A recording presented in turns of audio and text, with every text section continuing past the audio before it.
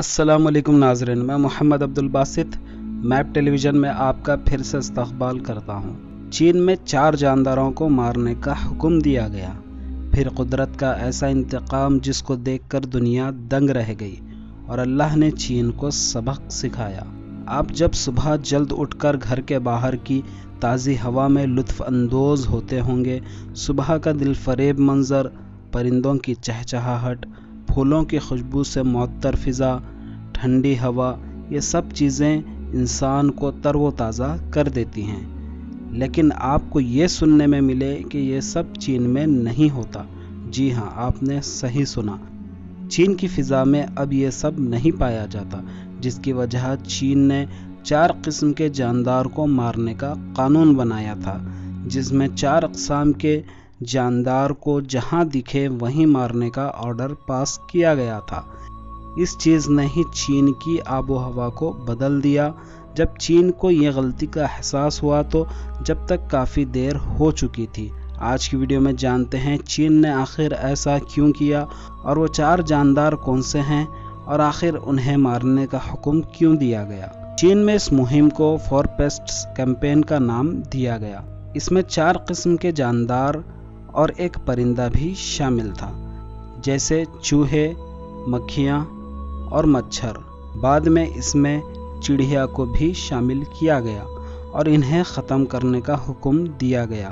اس مہم کو 1958 سے 1962 تک چلایا گیا۔ اس تحریک کو عظیم لیپ فارورڈ کے نام سے جانا جاتا ہے۔ اس وقت 4 میں سے 3 جاندار کو ملیریا، ٹائیفائیڈ اور طاعون پھیلانے کی وجہ جانا گیا۔ چڑیوں کو اس فہرست میں اس لیے شامل کیا گیا تھا کیونکہ وہ زرعی کھیتوں سے چاول اور دیگر بیج کھا جاتی تھی۔ جب اس مہم کو شروع کیا گیا تو کمیونسٹ پارٹی نے چینی شہریوں سے کہا کہ وہ اس مہم کے لیے حکومت کے ساتھ مل کر کام کریں۔ لوگوں نے ان 4 جانداروں کو مارنے کے لیے بڑھ چڑھ کر حصہ لیا۔ ایک اندازے کے مطابق حکومت اور عوام 1.5 بلین چوہوں، 1 بلین چڑیوں، 220 ملین پاؤنڈ سے زیادہ مکھیوں اور 24 ملین پاؤنڈ سے زیادہ مچھروں کے خاتمے کے ذمہ دار بنے۔ اپنے مقصد کو پورا کرنے کے لحاظ سے 4 جانداروں کو مارنے کی مہم کامیاب رہی۔ 4 جانداروں کی مہم کے غیر ارادی نتائج سامنے آنا شروع ہوئے جب چڑیوں کو چین سے تقریباً معدوم یعنی ایکسٹنکٹ کیا گیا تو 20 سے 43 ملین لوگوں کی بھوک اور موت کا سبب بنی۔ حقیقت یہ تھی کہ چڑیا فصل کے تحفظ کا ایک لازمی حصہ تھی، جو نہ صرف اناج کھاتی تھی بلکہ کیڑے مکوڑے بھی کھا جاتی تھی۔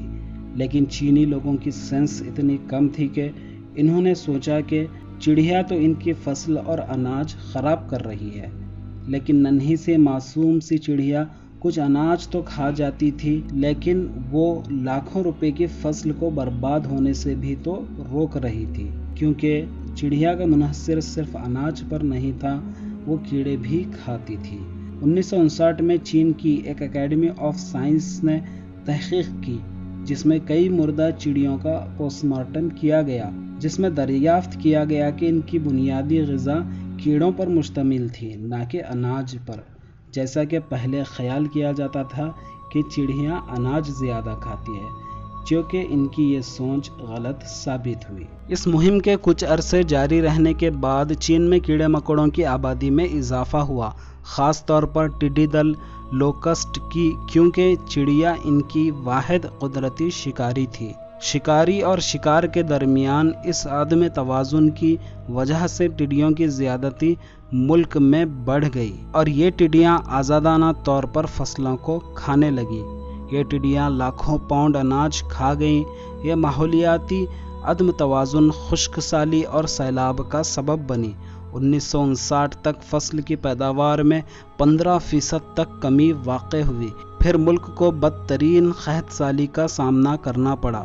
جب قحط ختم ہوا تو 15 سے 36 ملین کے درمیان لوگ فاقہ کشی سے مر چکے تھے۔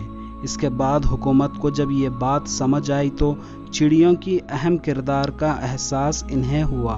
तो यूं इस मुहिम को ख़त्म करने का हुक्म दिया गया। मौजेद विंग जिसने इस मुहिम को शुरू किया था, उसने स्मैश स्पैरो नामी इस मुहिम को शुरू करके बनी नू इंसान के लिए बदतरीन माहौलियाती आफत बुलाई। अल्लाह ने कोई चीज़ बेकार नहीं बनाई। इंसान जितना जल्द ये बात समझे उसके लिए उतना ही बेहतर है। अल्लाह ने माहौल में एक तवाज़ुन रखा है। एक साइकिल के तहत दुनिया का निज़ाम चलता है। चीन की ये गलती बाकी दुनिया के लिए एक बहुत बड़ा सबक आमोज वाक़या थी, क्योंकि कुदरत के निज़ाम में मुदाखलत आपको तबाही के दहाने पर ले आती है। इस तरह मक्खियाँ, चूहे, मच्छर, ये सब चीज़ें इंसान के आसपास पाए जाते हैं, लेकिन इन्हें टारगेट बनाकर मारना सही नहीं। और चिड़िया तो एक मासूम परिंदा है।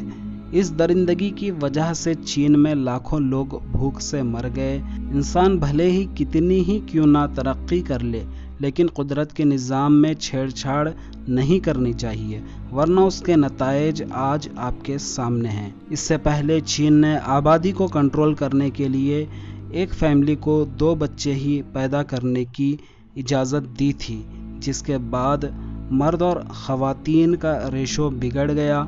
अब चीन ने उस क़ानून को भी बदल दिया और अब जोड़ों को ज़्यादा से ज़्यादा बच्चे पैदा करने का हुक्म दिया है। इसीलिए अल्लाह के क़ानून में छेड़छाड़ नहीं करनी चाहिए।